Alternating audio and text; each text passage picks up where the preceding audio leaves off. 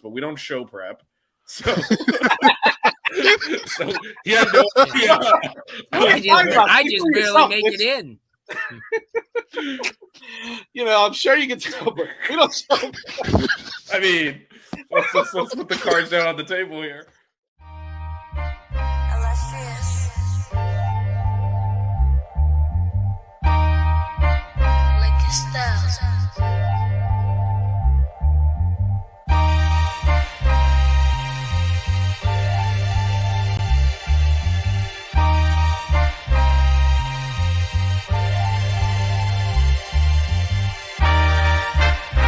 Miami Hurricanes, yeah. You know the name already.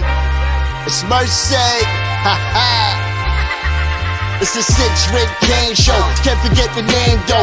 Got Jazz, Blue, Vision, DJ break the game code. Ain't no changing them, ain't no breaking them. Real Portland live from the Hall Ride Stadium. Ball 14 for the orange and green. We see the 6-Ring champs. It's more than a dream. This is life on the field. Beyond 100 yards, a hurricane that's never still put a damage to your squad. The 6-Ring Kane show. The 6-Ring Kane show. The 6 Rings Kane show. You know.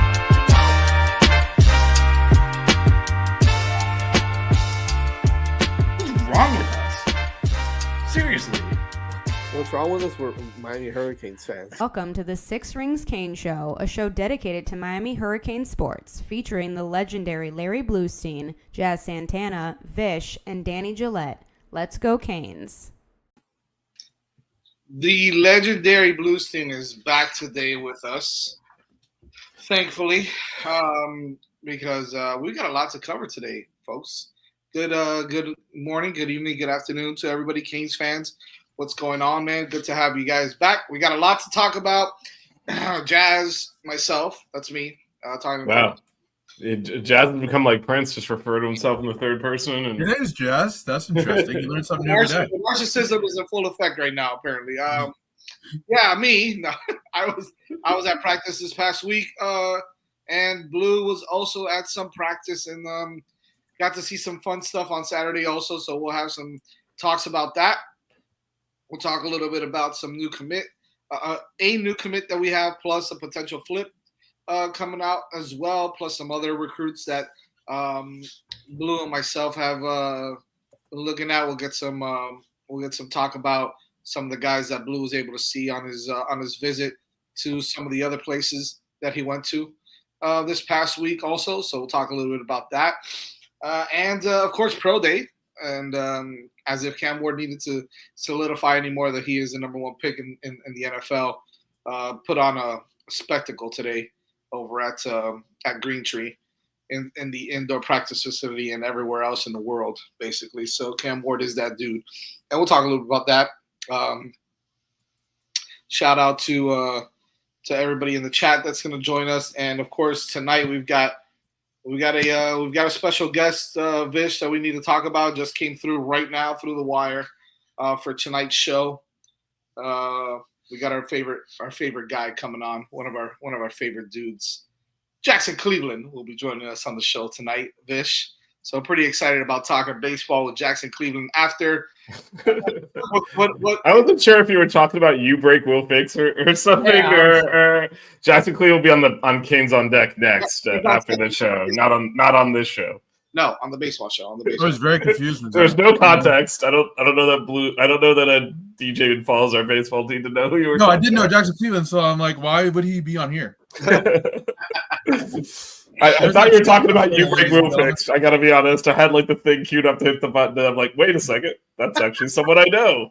Oh my god! Well, you know what? I need to queue up You Break Will Fix, but yeah, he's confirmed, and we're excited to have him on Canes on Yeah, deck. absolutely. That's awesome. Good for you guys. Hold on, I'm actually sending him now. Maybe if you want to send, you have his you have his stuff. Who, Jackson's? Yeah, of course, duh. Yeah. I'll send him a link. I have the link. That's fine. No big deal. Okay. Let's talk about You Break Will Fix, our special sponsor for the Miami Hurricanes for the Six Ring Canes. If I can pull it up, that'll be good. That way I can do the read. I should have this ready to go, but I don't, and now I do. Have you ever run over a pothole so hard your steering wheel shakes? Are you constantly losing air in your tires that you need to keep adding air to them? The chances are there's an issue with your wheels, and You Break Wheel Fix is your solution. You Break Wheel Fix is Miami's premier wheel repair and restoration company. With over 20 years of experience and located right there in North Miami, You Break Wheel Fix offers quick repairs for damaged wheels, and in most cases can offer a free loaner wheels to help you stay on the road while they're repairing your damaged wheels. So if your wheels are looking weathered and it's time to freshen up your car, don't replace, refinish. Their in-house wheel refinishing solutions, such as powder coating, machining, and polishing, will give your car the like new look it deserves. So contact Mark and the staff at 305-748-0112 or on all social medias. That's at You Break Wheel Fix. The letter U, Break Wheel Fix. Mention 5 reasons and get 5.5% off your next repair. You Break Wheel Fix powder coating and wheel repair. 305-748-0112. All right, ladies and gentlemen, getting back to it. Finally was able to get out to practice this week. I know Blue has been super busy covering wrestling, covering a whole bunch of other stuff as well. Was able to do some of that, Blue, yourself. So finally kind of getting in the swing of things with Canes. And look, guys, I'll just tell you right now, right off the bat, Blue, maybe you can kind of echo this sentiment. From 3 or 4 years ago when Mario got this team to now, this team is, I mean, looks-wise, right? And a lot of it is looks-wise, man. When you get off the bus, you got to be just as intimidating as you are when you're on the field. And I get it, right? Like Miami's been able to do a little bit of both, aside from their little bit of a snag on the defensive side last year. But if you look at these guys, Blue, they are some absolute monsters on that team right now. Everywhere you look, on the line, on the O-line, on the D-line, at safety, at cornerback, Damari Brown looks like a linebacker right now. It's unbelievable how big he looks. You got some other guys that look awesome. I mean, Kellen Wiley looks like a senior. He's up to 242 pounds as a freshman linebacker right now. Popo Aguirre look big. I mean, the quarterbacks look big. Luke Nickel looks like he's put on some weight. He's slinging the ball around. We'll talk about Luke Nickel in a second. But wide receivers, Josh Moore, some of the other guys, JoJo and Ray. Ray looks like he's put on some weight. Malachi Tony is not as small as people think he is. He's a dude also. So from the little bit that I got to see, I know, Blue, you got to see a little bit more on Saturday than I did on Thursday morning. But I'll tell you what, the guys are out there. It's spring football, so I don't read too much into the intensity. You better have intensity. You better be fired up, especially as a young guy, to go out there, and put on a show and do some really good things to impress the coaches. But just all around battling the matchups, the strength that you see. It looks like Giants going after each other as opposed to like two guys that are just out there trying to go to the through the motions. You see the trash talk already. I saw Coach Damian Lewis trash talking with Inez Cooper a little bit. Inez Cooper looks like he ate Inez Cooper in all the right ways, though. He looks like an absolute monster. Juan Manaya, I know we were talking about him, remember, last week, looks huge as well. Some strong guys on that offensive line, Blue. What was your take? You got to see a little bit more on Saturday. What I saw, they look good. They look big. They look strong. They look fast. You got to see them play a little bit more. What was your take on how they looked as a unit? I know it's spring football and you don't get to see Carson Beck and some of the other guys, but you got to see some ballers out there. Well, first of all, I will tell you this. We spent about 20 minutes watching the offensive line. It would be hard-pressed to think there's a better offensive line anywhere in the country. They're deep, technically sound, well-coached. as you mentioned, Cooper gained some really good weight. Ryan Rodriguez looked really good. Yep. It's just that was the first thing that stood out to me. And then having an opportunity to watch the defensive line and seeing, as I said, I'll echo this for the fourth straight week. Having Messidor back was one of the biggest moves that this team had. Biggest recruiting win, right? For sure. He, whether they put him in or out, it doesn't really matter. He's built for anything that you want. Had a chance to sit there and talk for about 10 minutes with Bain and his mom and dad post scrimmage. He feels great. Wesley Saints put on 25 pounds and looks good. He was in line at the barbecue, and at first I made him laugh. I said, "You don't need to be eating that." And I said, "You're too big. You're going to be a damn linebacker." And I think, and he's really good. And having a couple of kids out in the secondary kind of know Zaquan Patterson, know OJ Federic.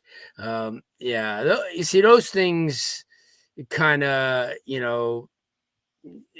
I don't like that because this is a time of year where you need everybody. And that's where I got, when I was telling you with Alex, I'm not comfortable with the fact that your quarterback is not going to take a snap until August. And that's because you look at last year in the 4 weeks that Cam Ward was here, he completely established himself as the quarterback, the leader, a guy that when you went into June and July with, you didn't have to worry about. There's going to be a lot of question marks come June, July, whether, he's got experience. He's great, but not experiencing greatness here. And he has a completely new system to learn, terminology to learn, new receivers to learn. The thing that's going to help him when he does, he'll have those 3 weeks in August. And during that time, Miami gives him a fortress to make decisions around, a running game when healthy, and that's going to be a key, healthy. I just think that somebody like Lyle's going to emerge as the dude at the end because he's going to stay healthy. He could take it the distance for you. I still think Miami's going to bring in another running back. I think they're going to bring in another receiver. 100% on board with what you said about Josh Moore. A year from now, he may be the talk of college football. He's 6'4". He's a tight end playing a slot receiver position sometimes too. Matchup nightmare. He's smooth. He can go up and get it. I saw a throw, which was a good throw. It wasn't a bad throw, but it was like placed in only a spot where he could go get it. He just threw his hands up there and snapped. Yeah. Nykar's a beast. They've got a lot of talent, and I think that Mario Cristobal was cautionary in his post-practice thing on Saturday by saying, I'm tired of these kids reading their press clippings and what they read on the internet because nobody's there. And he said, we've got a long way to go before any of those guys are at the status that all you being fans, and I'm sure the media too, have brought them to. Not 100% sold with the kicking game. Punting, yes. Kicking game, Saw some things I wasn't real pleased about. They're going hard after Noah Seiden from Chaminade. So that'll tell you how comfortable they are with the kicking game right now. So ran out of Borgalises. Well, yeah, you're coming off It was inevitable. It was inevitable that it was going to happen eventually, but we ran out. But that needs a little bit. Malachi Tony, if he sits, I'm blaming somebody. He needs to be in there from day one. He's a difference maker, as you said. He doesn't look like a kid who's a high school junior. He's really a high school junior, technically. 17 years old, right? Yeah. Yeah. Yeah. The If he cheat would've been- code obviously is going to Blue, be if the cheat. Malachi Tony would have been in high school this year, he would have been potentially the #1 player of the country. That's how good I think he would. Yeah. Oh, I'm not going to argue. The cheat code is the cheat code. He's probably his last year here. They're going to pay $5 million for Elijah Lofton next year. There's nothing that he'll be the most on demand other than Jeremiah Smith. And Jeremiah probably won't play from what I understand his final year, which is kind of stupid. But Elijah does everything. And there's not a player on that team or coach on that team that doesn't heap praise on everything he does. He might be the best player on offense, period. He's the best player on the team. I mean, there's nothing he won't do. He doesn't complain. If you want him to carry the ball 20 times a game, he'll get over 150 yards for you. If you want to put him in that, he's an H-back, what he is. Not tall enough to be the prototypical tight end, although who's going to cover his ass from the tight end spot? Not very many people. Right. But to have a guy like that, coupled with all the talent, I mean, listen, I think guys like Nycard just has to concentrate a little bit more, on his, when he catches the ball. A lot of these guys too have developed habits over the years that are understandable. It was that Jonathan Vilma syndrome that when he got to high school, he never knew how to tackle. He even told me he was so used to pushing kids down all his life that he didn't really learn how to wrap up. Well, he was one of the best at it. Exactly. And so you're talking about guys like that still learning, where we see all these major kids, they got flaws to people like coaches, right? And because they watch them daily. But this team has the potential to do some really, really good things. Their secondary is a billion times more skilled than they were last year. A billion times. It's not even close. I don't think anybody from last year other than OJ Federico would start. I mean, because all these Brantleys and Poisers and those guys like that are extremely skilled. That's the thing. I mean, they're the type of guys that you play against on those elite teams and say, wow, if we had those guys, I just hope Zaquan comes back because I think that he's the type of guy that he could be that guy that could really make a difference. I don't think their safety position right now is solidified, but it will be by August. Linebacking You brought the other kids, Ethan O'Connor. I like him. Yeah. Those guys, those guys are all gonna make. I mean, but I'm saying they're so skilled, and that's the thing that we've not come to see, especially on defense. Right. I mean, you looked at the offense last year and saw the running backs and the quarterbacks and said, "Oh, man, they're skilled." Yeah. And you hadn't been able to say that on the defensive side of the ball. I'll tell you what, the other kid that if they don't watch out, he's going to sit somebody's ass on a bench is Hayes. Oh, yeah, that's another kid that looks good. He's gained some weight, too. He's a big dude, man. He's like 6'4". A big dude. And I had a night pleasure talking with his dad on one of the sidelines, and we were, talking about the very thing as he just said, you could see just in my son. He says, I saw him every day. He says, now that I see him, he's become a man. He says he's more mature. And like I said, there's something about coming in January that the average person doesn't understand. That's so valuable because, especially Malachi Tony, who's a boy. He really is. I mean, when you think of it from a mentality standpoint, I mean, he's just a junior in high school.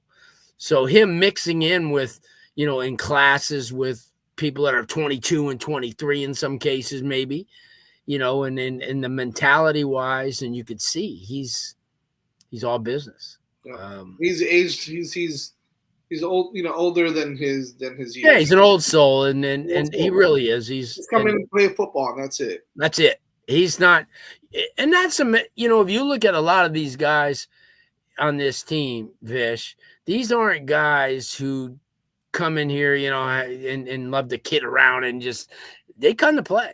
They have a job to do, and then after that whistle's done and they're in the shower and they get out of that shower and go home, then they can hang.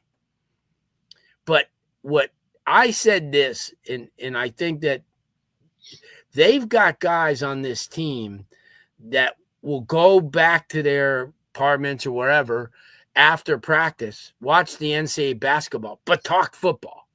Right. See, and that to me is a mentality that we haven't seen. This is back to the days of Tavares Gooden and those guys who would go back to the crib, hang out, eat some good food, but talk football and go over, like draw out stuff or watch film.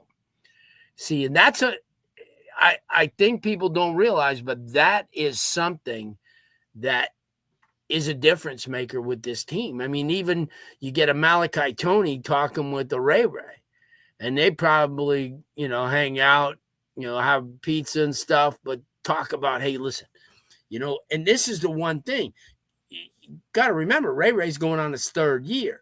So he's kind of hip to the terminology and he knows what's supposed to be done. So if he sees Malachi doing one thing, he could say, hey, listen, Mally, on that one play where the safety comes up, he goes, you got to go to that side. You got to go away from, and that's, and I can see that. I can see that during practice. Not so much from the coaches, but the players telling each other stuff. That's huge. And that's big. And that was the most impressive. And I said that to Alex this morning that I came away with on Saturday. And I got a chance to watch the entire deal, from they went in and out like 10 times. It went inside, outside. But yeah, and the coaching staff is just, they're focused. And, you have to pick one guy, Blue, that's impressed you the most so far from what you've seen. Just one guy on each side of the ball. Who would that be? Bell. No shit. Okay. The dude's a freak. Yeah. I like that. I mean, he is 6'9", 340 pounds, whatever the hell he is growing into his body. That's a big body to grow into. And I'll tell you what, he has some bend in his knees. He understands, like when he's in there. And that's the best thing about it too, guys, is you got Mario Cristobal who played the position. So he's in there along with Maribal, and he'll come up to you after a rep and he'll go, and he won't yell or anything. He'll just look right in your face. He goes, totally unacceptable. Go back and do it again. And that, to me, that's huge. Like, oh, you're awful. Don't do it. No, there's no need for that. It's just like when there was a play where I want to say it was McCoy, where he was coming inside and after the rep, he circled back around and Mario looked at him. He goes, totally unacceptable. So that to me, I think they're better coach than they've been in a decade. And when you have talent and you're coaching, that adds up to a lot of positives. And but never once do they take for granted, how good they are. He won't let them. That's why he even said that to the media in that post, in the remarks, that these kids, you could feed them all you want, but I'm gonna let them know every practice not to believe what they read. Good. So good. I think that there's my assessment. I just thought that the things that bothered me were the kicking game. I didn't think that they were sharp. They were, and talking to some unnamed people who have done it felt the same way. Punny wise, though, they're the same. I mean, Oregonans have like a sister that plays soccer or something. I mean, we'll take. Oh, his mom could hold like a bitch. Oh, there you go. Excuse my language. Yeah, just bring the whole entire family over, man. It doesn't matter. Yeah. It was her. And they hang out there. I saw him. I saw both of them. And that's good though, because they'll get in these kids' ears if they listen. Yeah, well, if they listen. And Cam see, that's the thing. too. I saw Cam doing some recruiting with some of the kids there too. So that was good to see. Yeah. So, but that's it. I mean, I wanted to go there because my schedule really starts to ramp up as far as other stuff now. So I wanted to make sure I went down. I thought they were full scrimmaging. That's what I was told. Right. And I got there, they were in shells and shorts, but whatever, it is. But I'll tell you what, there's some guys on that team are going to they're going to kill people, and they're going to make a huge impact. And, but the one thing that if something does bother me, the one thing that did bother me is that the year ago, you knew that quarterback was, he was it. And you've watched Carson Beck, and but it's like. Well, I'll tell you what. I'm glad that you mentioned that, because I kind of wanted to talk a little bit about the quarterback situation, and I here's where I think I'm a little more optimistic about it, because I love Luke Nickel, right? Like, I love his stuff. I love his moxie. I love the way that he plays. And to be quite honest with you, I felt like even in the little bit that I saw, he was just up there. Like, if he was a senior, man, he was just throwing it in out of all the angles. He was he looked super confident, just rearing back and letting it ride. He was very accurate. He was very. It almost felt, and again, don't take me wrong, whoever's listening or whatever. It almost felt Cam Ward-ish in the way he was just out there just flicking the football. It just looked like he was already comfortable with the system. He looked like he was getting comfortable with the players. He looked like he was comfortable in the pocket. And he was just sitting there just flicking the football everywhere. Wherever they asked him to go with the ball, just flicking it around. And he looked so good and so smooth that, to me, I'll ask this to everybody, right? Like, how important that is to have a guy like that, where you don't potentially, God willingly, don't have to go to the portal next year. You've got your guy right there in Luke Nickel that can come in, and he's going to be probably, I guess you would say a redshirt freshman next year. Now you've got that guy 2 or 3 years. You got an opportunity to be really special with a really good football player like that. Did you get to see him throw the ball around a little bit? I'll start off with you, Blue, and then kind of go around and see how important it is to have a guy like Nick on this team. Yeah. He threw pretty well. Confident guy, but you got to remember where he comes from. He came from a team that finished second in the nation last year, playing at a high level with high level kids around him.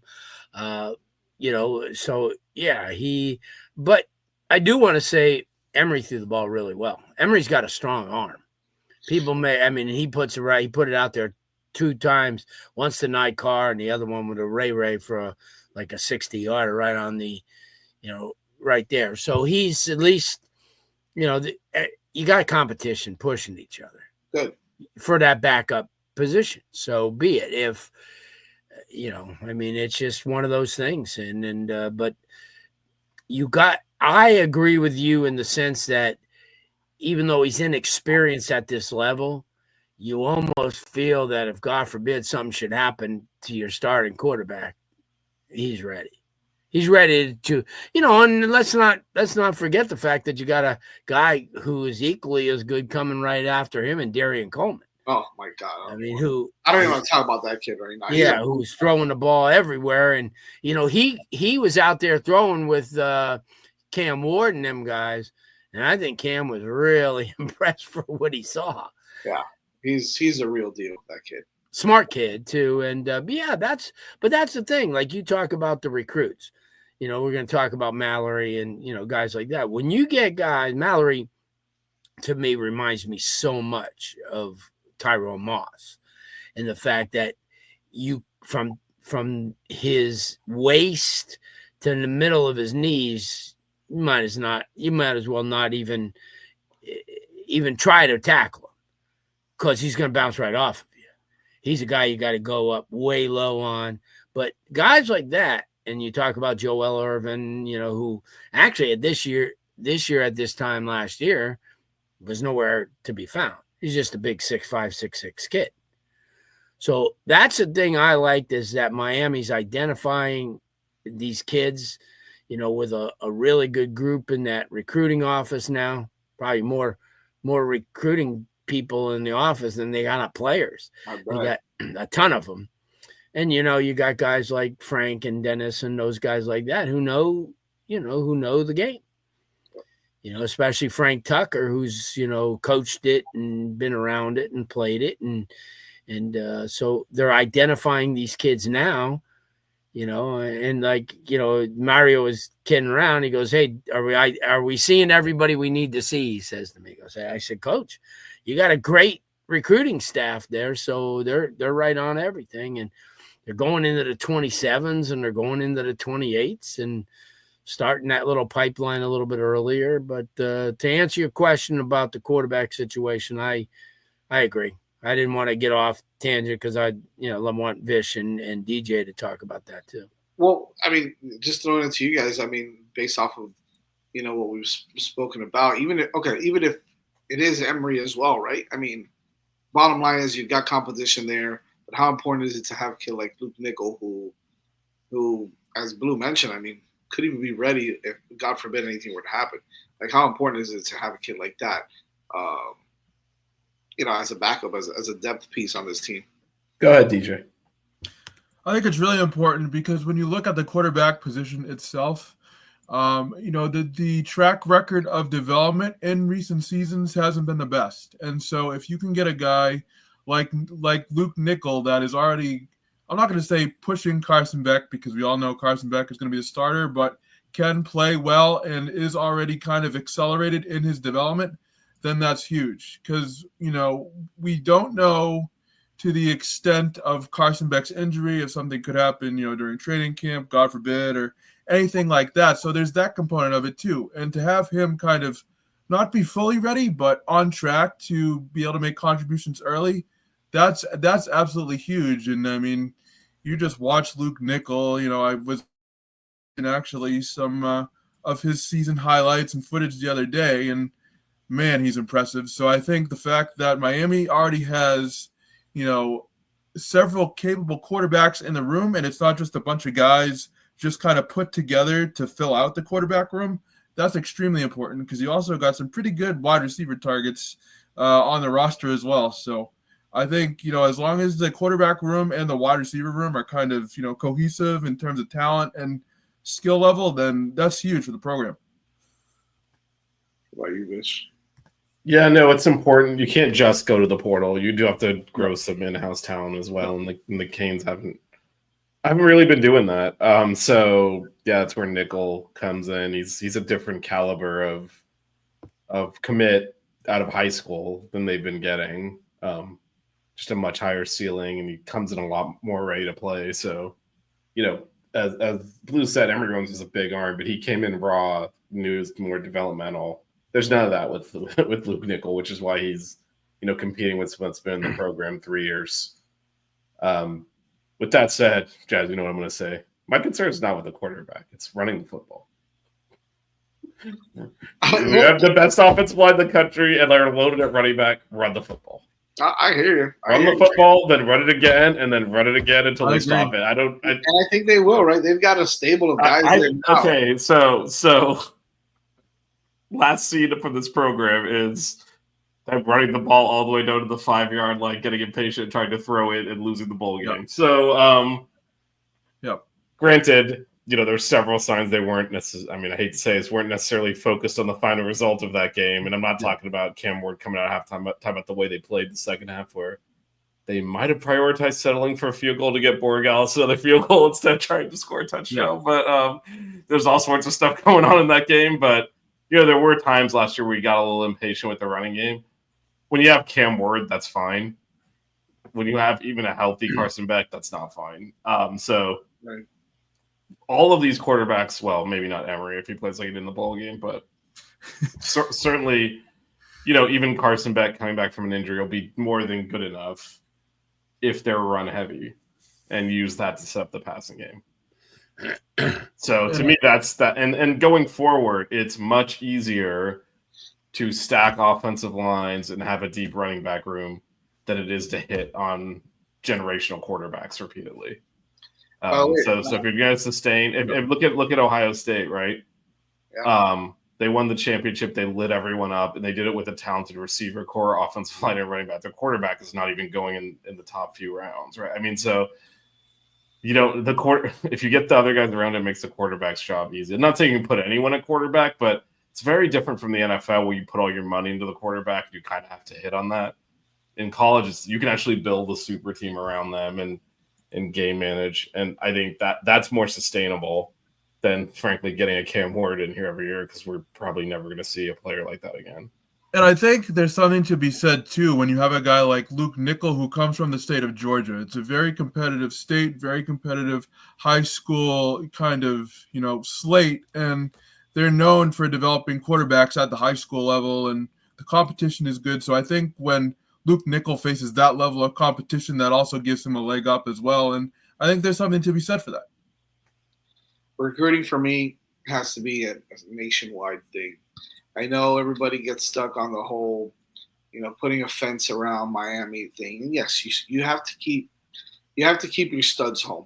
I get that. You do. You have to put a little bit of a fence around like the Tri-County area, but you've got so many ballers in Central Florida, even in North Florida as well, the Panhandle. Got so many good players there that you got to go after those guys, but you got to go after some talent that's outside of the state. Look, let's be honest, right? Some of the best talent that has ever played at the University of Miami is not even from Miami, not even from Florida. All right, so you got to go after all the guys, and obviously, Luke Nichols is a perfect example. Some of those guys that you get out of Cali, some guys that you get out of Alabama, North Carolina, even New York, and the Northeast area, Midwest, everywhere. You got to go after the best guys everywhere, not just that one state. We get it. Like, talent is so rich down here, but the bottom line is that you need to have a mix of guys. You need to understand where you're going to get the most talent. It's not necessarily meaning that the guy that's down here that is tearing up, 5A football or whatever, can necessarily do the same at a D1 school. You got to be able to get the best talented guys that are going to be the right fit, and you got to go across the country. And I think that Miami's starting to do a really good job of doing that, as opposed to being so caught up and trying to, put a fence around the state. I think you put a fence around the state by winning football games, getting guys in here that are going to get drafted, are going to win. So I think it all works itself out. However, speaking of that, Blue, you mentioned it a little while ago. We'll talk some recruiting now before we finish up. But potentially one of the best running backs in the country has committed to Miami, and Javian Mallory, 4-star product out of West Boca. Is it, Blue? West Boca Raton, yeah. Boca Raton. So talk about putting a fence around the Tri-County area. We're talking about getting one of the best running backs, surely in the state of Florida, behind maybe only like Derek Cooper or something like that. So, is another kid who visited here. I know we've spoke about him, a lot in the past, but we mentioned Javian Mallory recently about him potentially committing. I thought he had already committed, but according to everything, finally pulled the trigger, and now he's the Miami Hurricane. What are your thoughts, Blue, on Javian Mallory? Yeah. Elite national ranked kid who you win big time games with. Powerful guy, fast. I've been watching him since the 8th grade when he played at Westminster Academy in Fort Lauderdale, and then went up to play at West Boca, and didn't even play in the state championship game. Didn't even play in any of the playoff games last year. He was banged up. So, yeah, he's going to be like Jared Pringle, elite type of kid, bigger, Right. But like I said, the first time I saw him, he reminded me of a younger Tyrone Moss because just the way, he bounced off when you try to tackle him, and Tyrone was that type of big player. legs, big behind, big like just big legs. A guy that can really run through some tackles. Yes, yeah, solid kid, great vision, catches the ball too. So he reminds me of a combination in that way, for Miami fans, of a Tyrone Moss and a Lamar Miller, because he may not have that blinding Lamar Miller speed, but he catches the ball out of the backfield, and he'll be one of those guys that'll get wheel routes like Duke Johnson did and all those, because having a great receiving back, and as Vish alluded to, when you have backs of this caliber, run the damn ball. But if you need, if teams are stacking a box and you're needing to free up one of your running backs to get him in space, throw it to him. So Vish, we got a running back, baby. We got a big running back just for you, baby, so we can run the football. Huh? How you like that now? How you like me now, Vish? Got to see him use. We had all sorts of talents sitting there last year when we decided to try and throw it with Embry Williams from the goal line. So let's I'm with Vish on this patient. one. Gotta be patient, run the ball. Yeah. Hey, I'll tell you what though, we do have a fifth running back. His name's Elijah Lofton. Oh yeah. He can do that too. He's got the keys to every room in there. He I drives saw him on wherever the he line, wants. Lou. I saw him on the line blocking, and he pancaked the shit out of a defensive end. I was like, this kid's unbelievable. Just another day at the office. And Vish, to back up your point, they've got to unleash Lyles a lot this year. He's the back. He's their marquee back. He's the guy that'll take it for you and see you. Fletcher's a great back, great power back, but he's not breaking 170 yards. He's just not. He'll get caught. But I agree. 91, right? I think it was a 91 yarder. Huh? Jordan Lyle. That was against Florida, or who was it against? USF. Oh, USF. That's right. It was a 91 yarder. So yeah, he's got you can't run him 7 times for 90 yards and then don't see him for 2 games. Yeah, that can't be in the game plan. I don't think that's going to happen this year. Well, I think when you look at Carson Beck versus Cam Ward, like Ward had the ability to extend plays, run the football, basically do everything, and Beck brings a different skill set. I feel like he's more of a pocket passer and things like that. So I think we will see them used, at least hopefully, or else you might be in trouble. But I think it's a different. I think they just brought different skill sets, and I think they trusted Cam Ward so much with the offense that, with Beck's injury and all that, I do think we'll see the running backs utilized a lot, and I think that's the way it should be. Because I was with Vish. There were times last year I was screaming at the TV, why aren't they using the running backs? And so I think that will change this year. They're going to use them more. Yeah. Sure. Speaking of running backs, you need to continue to get some big uglies here to block for them. Joel Irvin, as you said earlier, Joel Irvin is a big offensive tackle, big kid. Not as highly ranked as people would think, but again, this is a kid that's coming on late in the season, but a very talented offensive lineman. Committed to Louisville. Now he's decommitted. A lot of talk about him flipping over to Miami. Blue, is this a good get for Miami, or is this kind of like a reach guy where he's going to be a project and they're going to have to develop him for a few years? He's just starting to develop, and I think the very fact that he's doing well at a lot of these twitchy combines and twitchy events shows you that if he has that, athleticism, they could always continue to enhance by teaching. It's often in coaches' repertoire where they look at a kid, I'll get everything out of him. Yeah, but he's got to have something to get out of, and I think that a guy like this does.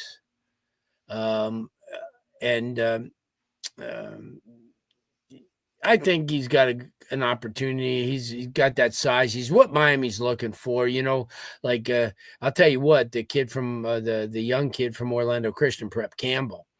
He's another one, man. Next year at this time.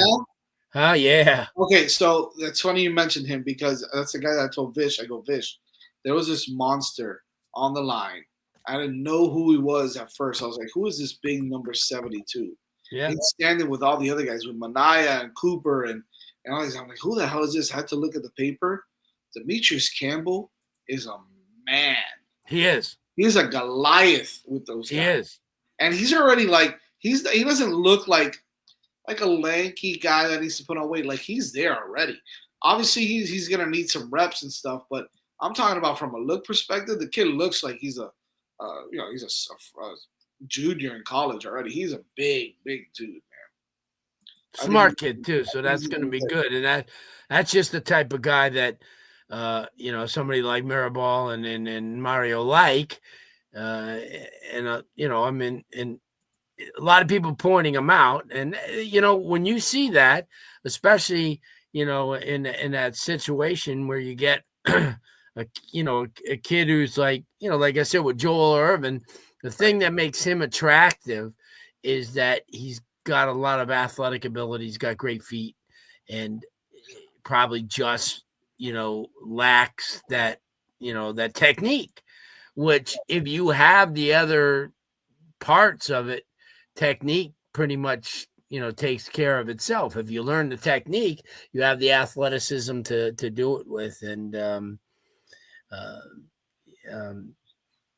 I think he's that type of guy, and remember the 6'6", 6'7" type of guys aren't always automatic because they don't have that knee bend. A lot of the, like in high school, Sam Young was lost because he had to go up against 5'11", 260-pound kids that would make him bend. But at 6'7", and when he got to Notre Dame, and then obviously in the NFL, things have changed. So, yeah, who's playing? Yeah, pretty good. This is the exhibition game, Boston and Monterrey over in Mexico. Oh, okay. Christian Campbell made the 40-man roster, so pretty. The opening day roster, excuse me. So my boy J.C. Escara from Matter Academy made the Yankees. He's the backup. Yes, he did. FIU. Yeah. FIU. Good for him. Yeah, 30 years old, but he made it, Hey, man. All you need is just one shot. I hear you. Yeah. Opening day this Thursday, Jess. What's that? Opening day this Thursday. I know. Yes, sir. I'll be there. Paul Skeens and Sandy Alcantara and Paul Skeens. That's going to be a great matchup. The only things the Marlins have going for them is Alcantara. That's it. But he'll be going somewhere else in a month. But I was about to say they'll trade him for prospects. Get that Yankee, he'll fill that role that Garrett Cole's left. I still can't understand. I know it's not baseball that Trevor Bauer is not picked up. Just take a chance at him. I can't. The dude wins 15 games wherever he goes. Yeah, I would give him a shot. I mean, we're missing a couple of guys at the opening day as well because I think Giolito is starting on the IL, and who else was the other guy? Oh, Brian Bayo. Yep. Brian Bayo. So Bello Bayo, whatever you want to call him. Fish, who do you follow in baseball? Washington Nationals? No, the Marlins. Okay. The Marlins. Well, so semi-pro, but they got good farm system for the other. They got a great farm system that they do have. Yeah, great farm system for the other clubs. They're all the goal is to develop one of these two prospects to sell them and get more prospects. So they'll finish 40 and 120 at the big league level, but win every AAA, AA league. Yeah, they will. And but tomorrow, I'm contemplating on going tomorrow. They got the Yankees at the stadium. Oh, that's right. It's the 4 for 44 thing. You get 4 hot dogs, 4 popcorns, 4 drinks, and 4 tickets for $44. That's not bad at all. You're on your own there. And it's spring break in Florida, so the kids will be there. $44 is the price of a beer at Fenway. So I mean, there you go. Yeah, there you go. So food is expensive, stupid expensive at these places. All right. Before we go, Blue, you got any show and tell for us here? Ooh. Yeah, I did. What do you got? Take you back to the 1975 year with Carl Selmer. Little technology here. I like it. Technology. Back then they had not the greatest of teams, but they had Let's see. Who was I going to show you? Future NFLer Gary Dunn, Pittsburgh Steelers, Coral Gables High School. Gary Dunn was a really good player in the. What a player, Gary Dunn. Got somebody else I was going to show you here. Arnie Romero. Where was I? There's another player here. Not Larry Bates. That's some good black and white pictures in here. Gary Dunn. There was one other picture I wanted to show you. I should have, could have, would have, but oh well. Didn't. Played Oklahoma. There's their schedule. Oh, Vish, I know you like their schedule things. And here's their schedule. Can you see it? Barely. Yeah, so we got Georgia Tech, Oklahoma, Nebraska, Colorado, Houston, Boston College, Navy, Florida State, Notre Dame, Florida. That's a wide-ranging schedule. That is that screams they were independent back then. The fans would have a hemorrhage if you had that these days. I mean, the last 3 games are amazing. Go ahead, you got to look it up, Vish, and tell me what they Yeah. were in 75. 2-8. 2-8. No, and looking at it, I would say no doubt. So Wins were Houston and Florida State. One at Florida State. Hey, that's all that matters, right? Yeah. So it brought Lost everybody one. back with a little bit. For those of you who didn't see, it's a nice look back. I remember I was back down from college and got an opportunity to go to a couple of games that year. So it was nice to look at. But that's it. So UM starting their recruiting for basketball, I heard already, and heavily after the Boozer twins. Hey, Jazz, you sent Jackson the wrong link. He's backstage in this show instead of the baseball one. Oh, Which you can hear us. Do you Which know you can hear anything us. about football? Do you want to come say hi? I'll send him. I'll DM you the right one, Jackson. He can hear me. What's going on, man? How did that happen? I don't know. You know how my Twitter's all screwed up right now. It's not loading anything on Kings on Deck for some reason. Sure. Blame Twitter. I know. That's a good one. I should try that. You gotta do something. I should try that. I'll blame Twitter next time. Anyways, leave me alone. Let me make sure I send the right link after I made fun of you. Hold on. Follow us at 6 Ring Canes on Twitter. Subscribe to the 5 Reasons Canes podcast on Apple Podcasts, Spotify, wherever it is you get your podcast. Make sure you subscribe to the 5 Reasons Canes network on YouTube as well. Subscribe, type in 6 Rings Canes, and our beautiful mugs will pop up, and you'll be able to see us talk some Miami Hurricanes football. We've got Canes on Deck coming up now. Make sure you lock it in. But we got Buckets this week also. A lot of moves going on. Yeah, Buckets Thursday. Buckets will be Thursday.